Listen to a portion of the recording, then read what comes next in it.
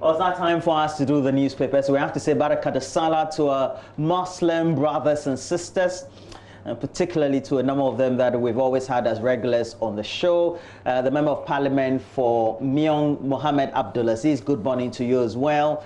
And then also Adam Mutawakilu, your Member of Parliament for Damango. All of you have some great time while at home. Salifu Combat, of course. You're the boss for primary healthcare pharmacy at the Boku Presbyterian Hospital. Have a great time. Have a good morning. And I have one more, but I'll shelve that. Gifty, we have Araba joining us. Yes, Araba, how are you doing? Are you there? Fantastic. Okay. I see you giggling, but I can't hear you. But I'll take the giggling whilst we try to hear you. Okay, she says Barka de Salah. We'll work on the rest. We'll work on the rest and get it to you. So while we wait for Araba to have the sound unmuted or the sound also restored, good morning to you, Karim Bukhari.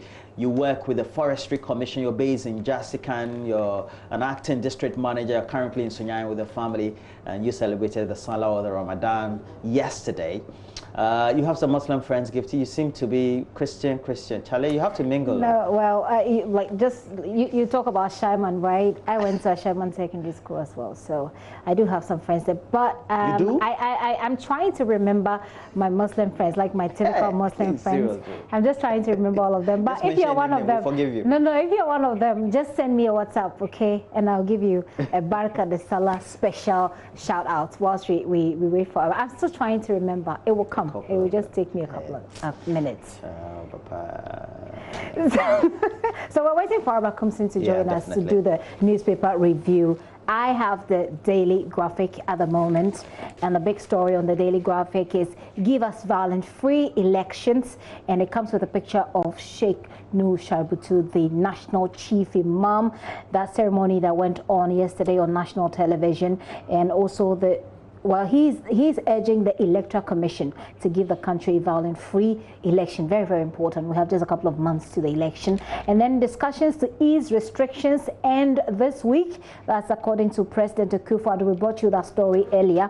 And right beneath that is Industrial and Commercial Workers Union is 60 today. Hooray! All right, let me go to the... Really, but what have we achieved? That's a big question. Always it is. The back page of that newspaper, Daily Graphic, says, and I must say it's pretty light today, perhaps the holiday version of Daily Graphic. The back page says Works Ministry, KMA clear drains in Kumasi. And that story is by Kwejo Bafodonko in Kumasi. And then charred bodies of Kintampo Dawadawa Road accident victims buried. A very difficult story, I must say, to tell. And if you look at the picture there, it comes with a picture of the mass burial ongoing whilst people are social distancing, with their masks on. The new reality, apparently, that's also there. And then you see people draining clearing the drains in Kumasi. The big story on the front page happens to be in the middle. And Roland, what do we have in the Daily Guide? Yeah, so I'll do the Daily Guide. We have a couple of interesting stories, and I know that you watch his sermons, don't you? Obinim. And he's been captured on the front page of the Daily Guide. Gift his favorite pastor. Obinim Parries Post-Bail party claims, and apparently has a picture. I don't know whether this is latest, I'm not too sure, but he has in his hands wands of dollars, greenbacks as they call it, flashback. It says Daniel Obinim. As a attached picture in the caption subsequently. Down there we do have Nana to remove restrictions. That's on page 3 of the Daily Guide. And then we also do have Minister Ok's Kumasi Mayor's sanitation strategy. And COVID-19 has called for a relook at the way we have treated the environment and its implication on our health. Savannah records first COVID-19 case. Tally is now 6,683. On the back page is all full of sports. We have the Ghana Football Association meeting government COVID-19 team. And we also do know that, well, we had a great conversation on Beyond the Lockdown on Sunday evening with MFAPO, and there were a number of revelations on the show as well, and there's some commitment made by the government team that was being represented by the Deputy Minister of Sports, Perry Okudzeto, and then we also had the GFA president also enumerating a number of steps being taken by the football administration to be able to get football back on track. We are really too stupid. Lyon president Jean-Michel Aulas again lashed out at the French league for ending the Ligue 1 season early amid the COVID-19 pandemic, calling the decision stupid. Continues there. Meanwhile, we're hoping that La Liga will bounce back after the German Bundesliga, and subsequently there was a report on the BBC this morning that the president of La Liga would want a derby by the June 11 date, but we're being told on the back page story La Liga bounces back June 8. It has an attached picture of one of the favorites, even though the favorite star of La Liga currently, Lionel Messi.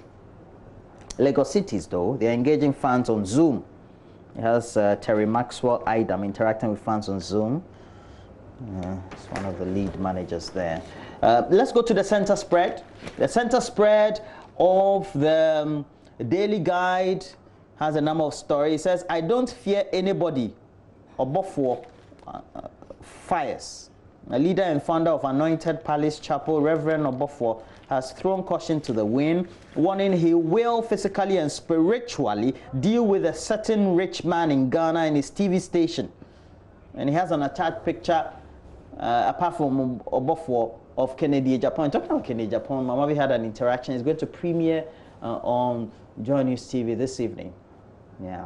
The people I'm looking forward to that particular interview. Yeah. But it's interesting that Reverend Obofo, I mean, who has been on social media a lot of the times in a brawl with Obinim, is also coming up, and it looks like, you know, they're together to fight a common enemy. Well, we'll see how that story goes. And in that interaction also, you get to hear Kennedy Japan, the Member of Parliament, saying that, look, he's now waging a war on all those miscreant pastors or men of God, parading. What he calls them fake pastors. Fake pastors. Yeah. He has dossier, if not great evidence against them. Okay. So we have a number of stories also dominating center spread. Can I go in? All right, okay. Araba. All right, so let me just give you a bit of details on the story the stories that I have here on the Daily Graphic. Right, looks like we can link up with Araba. Yeah, so Araba will do the Ghanaian Times for us. Araba. Hi. Yeah, hi. And Charlie. Baraka de Sala. Baraka Kade. Kinaja Hausa. Please don't do this to Araba. The only Hausa my great-grandmother taught me, or I learned, was Ido Kamanchanwa. And what does that mean? Your face like a cat. Your face like cats. That's a good one. That's a good one. Please go ahead. How was your weekend, though? I'm told that you were not working. You were enjoying the holidays from Friday. I wish I could say I was enjoying the holiday, but no, it's all been work.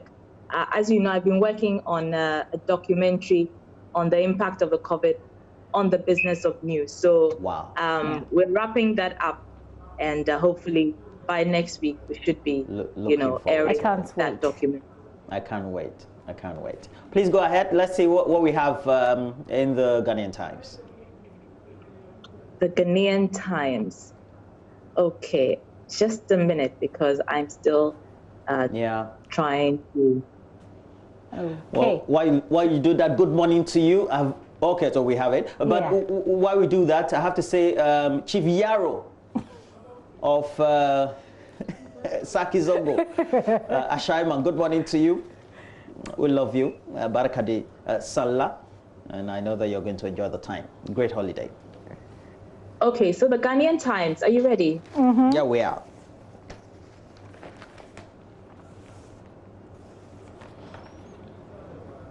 Middle page. Well, it has these two stories. Temalube Oil donates ambulance to Ashaman Polyclinic. And The details are as follows: that the Temalub Oil Company has donated an ambulance to the Ashaman Polyclinic to, I beg your pardon, it's quite...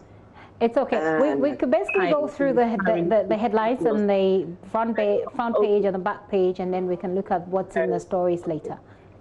Okay, so it also has the story of the Royal Foam Company. You remember last week, it went up in flames, but the story is that it has now resumed operations after last week's fire incident. Also, ICU at 60, hooray, the Industrial and Commercial Workers Union is 60 years old today as of 25th May 2020.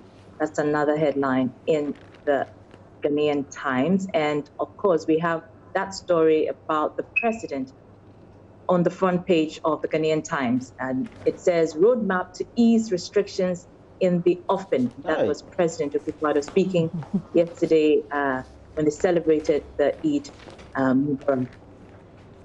And it also says, Savannah records first coronavirus case as the national count rises to 6,683. Also, President praises Muslims for adhering to COVID-19 restrictions during Ramadan.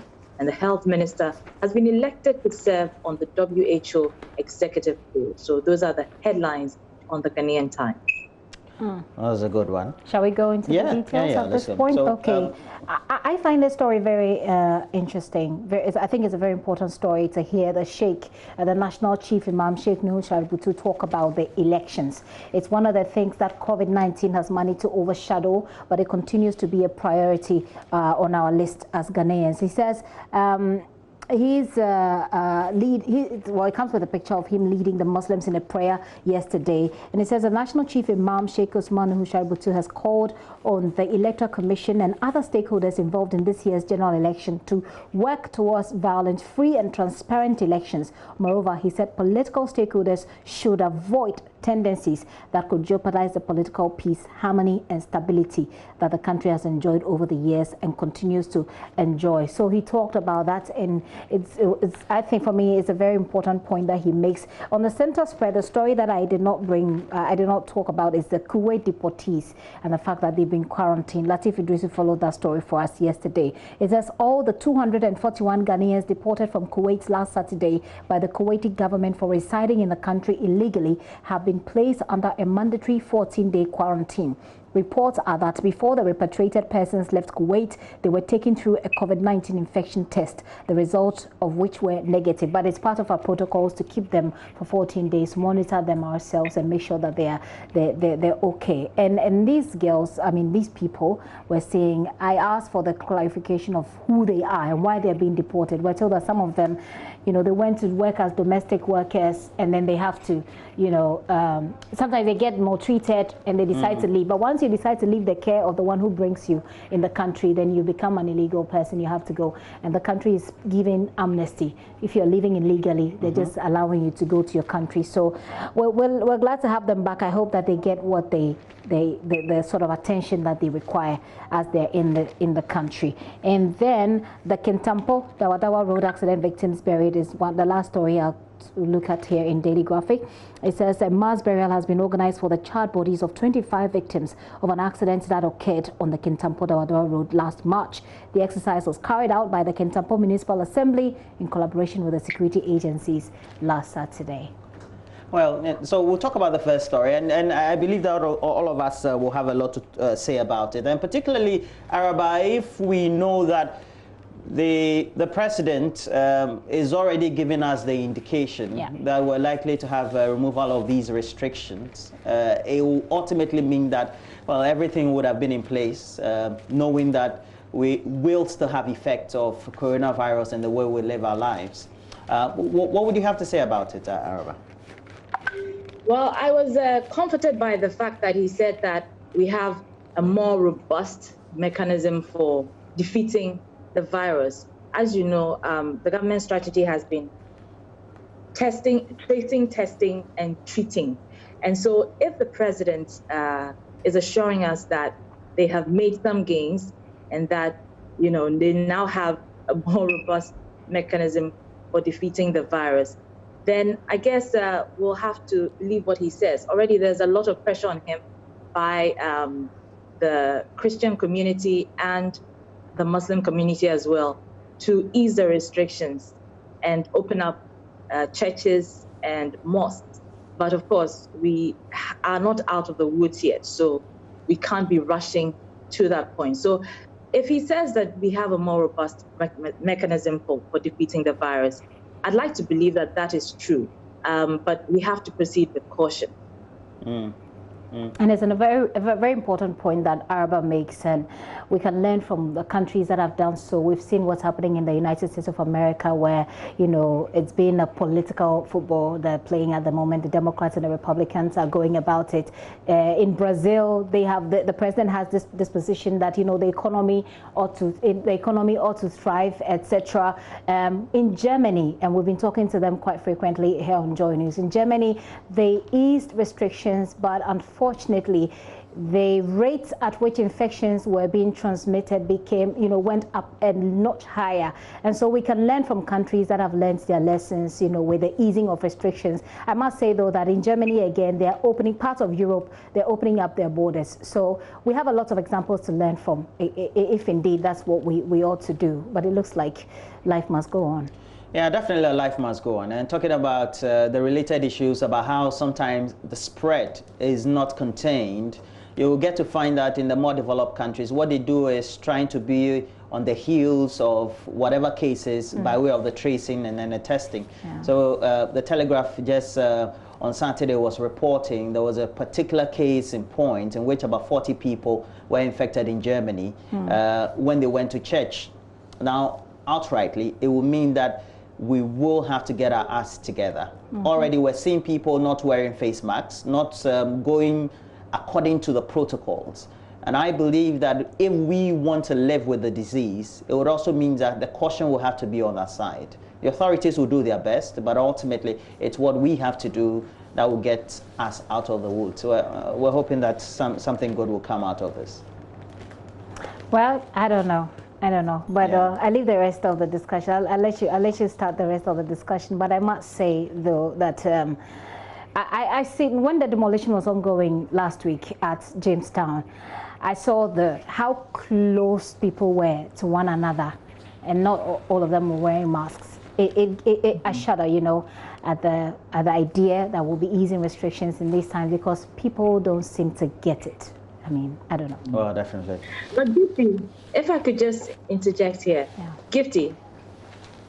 Yes, go on, Araba. Right. So I think we've been told that we have to live with the disease. So we have to conscientize ourselves that this is something that is not going to go away anytime soon. So we need to make sure that we adhere to the necessary protocols to keep ourselves safe. It's likely that when we ease the restrictions totally, we'll see a spike in the numbers. That is to be expected. The most important thing is to ensure that people get the treatment that they need so that they don't keep spreading it. But as for the spike in the numbers, it is to be expected. So we cannot keep delaying easing the restrictions. It's bound to happen. And when it happens, we can then deal with it. Well, there's a story, though, that that took my attention, and it's related to the assurances that the president had been given. And Gifty and yourself, you enumerated that in the headlines that you read. The president says that peaceful elections is a must, is something that he's promising. And it looks like within the period of the COVID, it's also important that when there's the resumption of normalcy or normal life, the political and state actors would do us a lot of good to make sure that they play within the rules, because now they've been restricted, and ultimately it means that they're going to have a full go at it. And Araba, I don't know what you think about it. Well, I mean, we are how many months away from the elections? We're in a little over 6 months to the elections. I mean, government has indicated that it will definitely come on, because if Korea can, conduct elections in this pandemic, it's possible to do so. So I'm confident that we'll find a way of going about it even in the midst of this pandemic. But what is important is that it ought to be done in a free and fair manner. We can't have, the agitations and antagonisms that have characterized, the recent decision by the EC to compile a new register. Compile a new register, yes. And so that ought to be addressed moving forward so that there's no antagonism around right. the polls. Right. Just the whole of the last week, I believe, and up till now, there had been a number of comments on social media, particularly when we tend to have these virtual conversations, and many of them have involved Ben. And if you do a cursory observation of what the posts are on social media, you get to find that a lot of feminists and then also pro-female activists or gender activists have always thought that there seemed to be some level of discrimination by way of, if it's a leadership conversation, a conversation on national issues, women seem to be put to the back burner. And I know Gifty and Araba good gender activists, but I don't know what you think about it. Let me start with Gifty. Well, I would have loved to hear what Araba has to say about it. But I think, okay. Yeah, Araba, go for it. Right. So I think that our commitment to gender equality has never been in question. Never been in question. Obviously, there might be some actions we might take that might be a bit distasteful to the gender advocacy community, but that is to be expected, and it's not done to antagonize anybody. Okay. Well, we just went into the deep freezer. Okay, we just put Araba in the deep freezer. We'll open up. But Gifty, your thoughts on this? Well, my thoughts is. It's interesting. It's very interesting that this comes up. I think that, like Araba is saying, our commitments to women empowerment. I mean, at a point, I thought that it was people were talking about it. I thought that it was overflowed. But I met a couple of young people, and I just realized just how much work there was to do. So by all means, empanel women when they're available and when we can find them. And we've been doing that. In fact, we've been working with the Media Foundation for West Africa to do this over the years. So for anybody to, even think it, I think is, I think it's not fair. I think it's not fair. And that's why, I mean, I was particularly brokenhearted last week when the conversation went on. There are people who do this gender thing as it's a sort of fashion, There are people who do it because they have a certain agenda. They want to be seen to have done something. They want to be seen to put it on their CV. And we know people who do that. Put it on their CV, apply for some funds here and there. I think that we should be committed wholeheartedly, sincerely to women empowerment. That's what we should do. And so when you see a sister who is championing this agenda, you don't open them up for attack. I mean, that's my position. You open them for attack, you are defeating the entire argument. In fact, you are defeating the entire purpose of feminism or gender activism. When someone does something and you think the person didn't do it right, what do? We put it out on social media and have people insult them. I think that will hurt the movement. It will hurt gender activism. It will hurt feminism, and it's not the way to go. So for me, that's my position. But by all means, I mean, we should do it. If you do production, you know how difficult it is to empanel, to put a panel together. Why is that? So the thing is, sometimes the women themselves, I've had a lot of difficulty.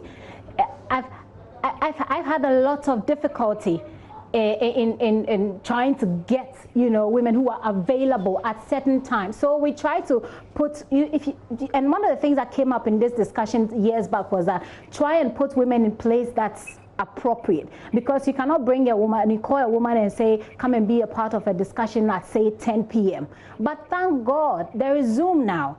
You don't even need to look far. All you have to do is get the woman to set up. When they are available, we would do it. There was a database by Media Foundation for West Africa that we explored, but I don't know whether that has gone down. But when they're available, we always explore it. But when they are not, and besides, we need to get the men to talk about women. because we live with them whether we like it or not. You live with us. Yes, we live with men. So we need to get the men to also be passionate about women. And I think we can have this discussion without necessarily insulting people or being disrespectful. It doesn't add anything to the argument. Yeah, Araba wants to say something before we wrap up. Araba, on the same subject. I think an important point to address is that in order to change this whole narrative, we have to see the representation that we want to see. It's important that the appointing authorities appoint women into positions of power so that when you have to speak to a minister of state and it's a man, you cannot do anything about it because you want specific answers. You cannot go to his deputy or to his second in age. You need the minister who you can hold accountable. Like I earlier mentioned, we are so dedicated to gender equality. If you take a cursory look at the media industry, in most radio stations and TV stations, there are a lot of females, working in radio stations and TV stations. Take our place, for example. The women outnumber the men. So when you talk about representation, we more than understand that. So it's important for people to argue their case, not in a vacuum, but within a context. And that's all I'm going to say. Well, Gift, you have to go for sports. Yeah, unfortunately. Have you been following your team? Which team do you support, by the way? Okay, so I just wanted to say that I think we should have a larger, conversation about this. But we'll pick that to our producer. Team, you mean the local teams or the foreign? Foreign team. I think so. So I saw Arsenal at some point, and I decided to go with Arsenal. But I hear they are heartbreakers. So I'm not sure. I'm still considering my options. They're not heartbreakers. Rather, they keep you in check. Rather, they make sure that you have patience a lot. Okay, maybe Manchester United will work for me. Yeah, I know a lot of guys. All right. So that way, but Araba, you have to take us for a break. We have sports next. Take us for a break. Well, the Zoom doesn't seem to be working well, definitely. It's just internet connectivity. But we have a lot of conversation right here in the morning, and it's about how all of us could live the new normal. And we have some great scientists, virologists, and some immunologists with us. Okay, so we're having all these right up next after sports.